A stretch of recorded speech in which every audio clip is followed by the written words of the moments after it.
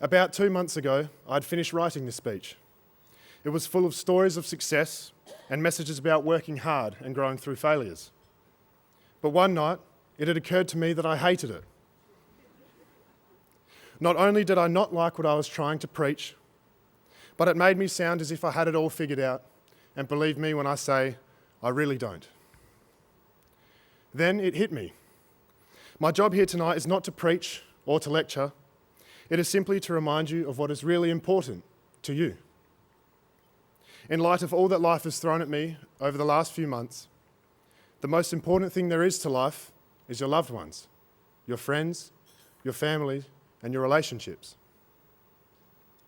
There is something to be said about looking after each other, because their time here and yours is finite. So please, don't waste time fighting, arguing, bitching, complaining, or wishing that it was some other way. Spend your time and energy being kind, compassionate, empathetic, understanding, comforting, and loving, because there is simply nothing more worth doing. I have spoken to many friends of mine over the last few weeks as we approach the end of our schooling. I ask, what are we all going to do next year? And to be completely honest, some of us have no idea, and that's okay. So when deciding what you want to do with your life, with your career, and with your time, you aren't going to have it all figured out straight away. But I've got a tip for you.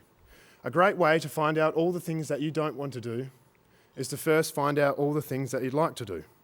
So if you're anything like me and have some doubts about what course at uni you want to do next year, or what trade or apprenticeship, or something else entirely, just take a chance and do it. You might hate it at first, and that's okay, because you are one step closer to finding out what you love.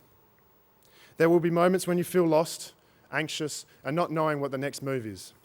But as long as you do something, and I mean anything, then you are moving forward to finding what makes you tick.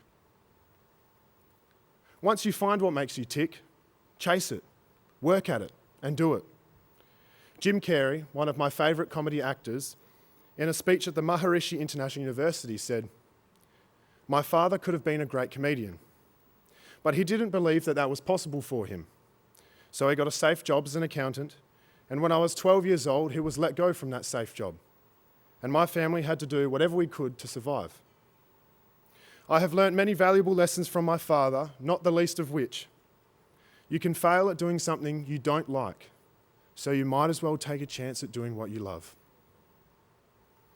In my commencement speech last year, I spoke of a film that I had recently watched named The Pursuit of Happiness, starring Will Smith and Jaden Smith. A beautiful movie telling the true story as a father and son as they struggle through homelessness. With the odds stacked against them, they willed their way off the streets into a stable job and a safe home. I have learnt many valuable lessons from watching this film. It taught me about where we find happiness. It tells us that it is not the consequence of a destination or a price tag or a material that you can obtain, but that it springs from the appreciation of moments that bring you genuine joy. Acknowledging and celebrating these little special moments can infuse our lives with just a little bit of happiness. The other lesson that it taught me was that helping others is both the most selfish and selfless thing that a human can do. An act of kindness to someone else can make them smile. It can brighten their day, or it can give hope. And yet at the same time, you will feel a great sense of joy, gratification, fulfillment, and pride. To put it most simply, by making others happy, you will make yourself happier. So sometimes at your lowest, being kind to others is the kindest thing that you can do for you. Our time at Wesley has been shaped by thousands of acts of kindness. Even though this evening is a recognition of the closing of the chapter of your lives, it is also a chance to say thanks to all of those who have been along for the ride, and to those who have shown unwavering support, kindness, patience. And so on behalf of the class of 2024, thank you. Thank you to our Year 12 teachers for their tireless commitment to our collective education and for their guidance of us as young people becoming young adults. I know the relationships we have made with our teachers are invaluable. Thank you to our mentors. You have been with us every day for the past 4 years, supporting and directing us with our schooling, sporting, and sometimes life decisions. I know that the wisdom gained from my mentor has been pivotal, especially in my final year. Thank you to our head of year, Mr. Thomas.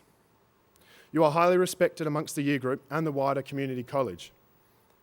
As someone who is dedicated, friendly, and your banter with us over the last 12 months has been unmatched.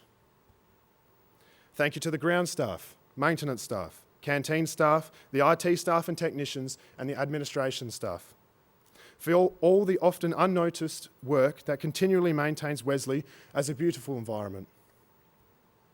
Thank you to Mr. Barron. As far as head of colleges go, you're not too bad.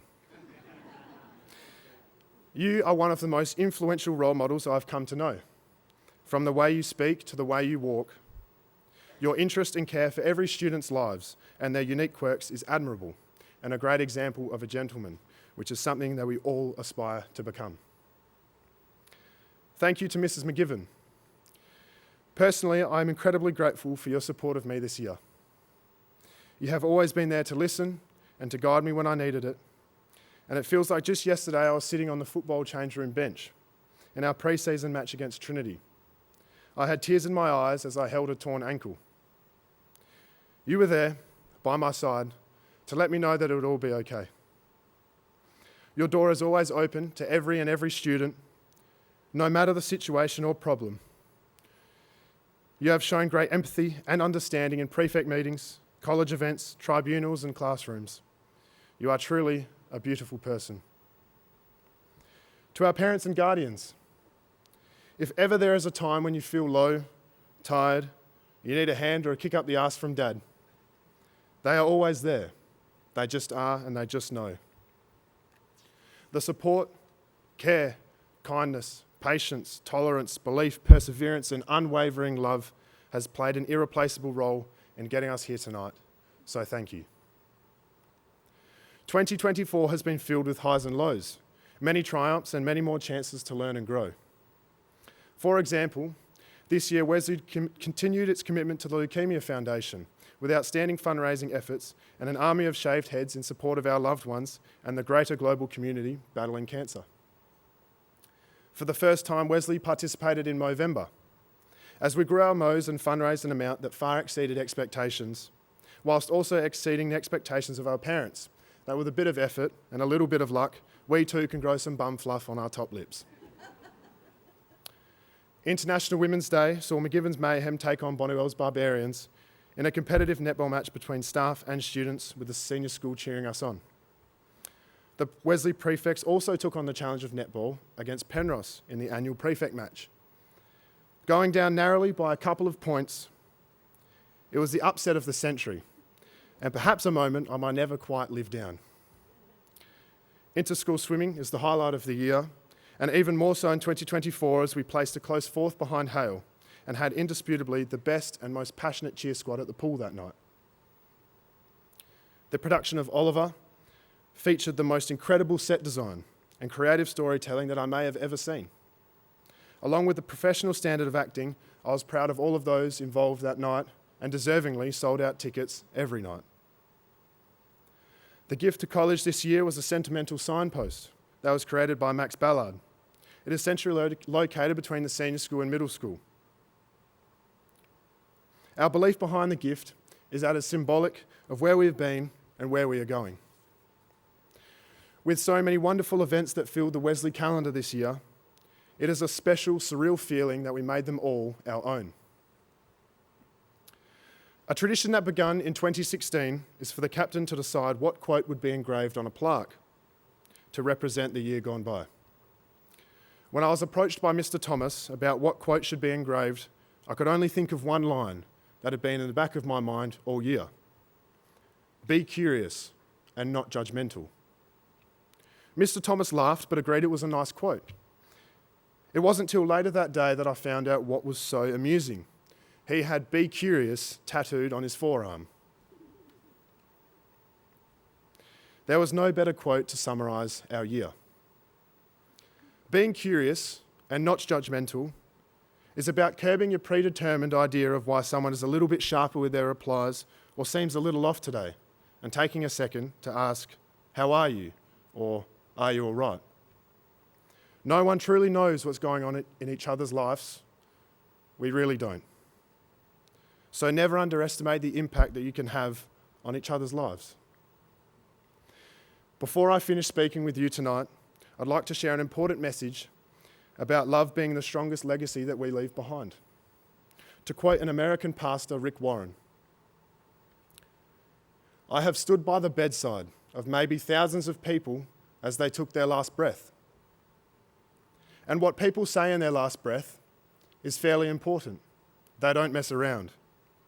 Nobody has ever said, 'Bring me my trophies, I want to hold them one more time.' Or even, 'Bring me my high school graduation certificate, I want to look at it one more time.' When people are reaching their end and they know that their time is short, they don't want their trophies or their achievements, they want the people that they love. Eventually, we all figure out that it's all about love, all about friendships, all about relationships, all about family. So it's not about the achievement. It's not about the fame. It's not about the fortune. It's not about all that you will achieve in your lifetime. Those things are great, but without the people that you love, they are nothing. So as you leave here tonight and embark on the next chapter of your lives, whatever that may be, remember to treat everyone with kindness. Check in on your friends and your family. Make that phone call, hug your loved ones, and do what makes you tick. Thank you, and in case I don't see you, good afternoon, good evening, and good night.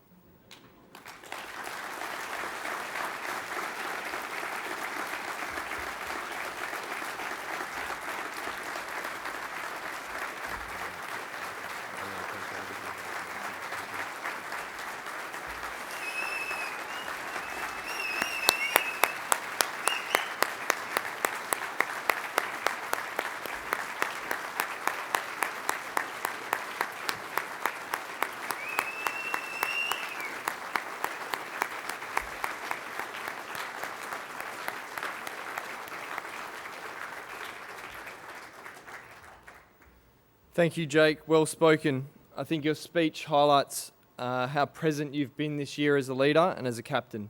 So thank you very much.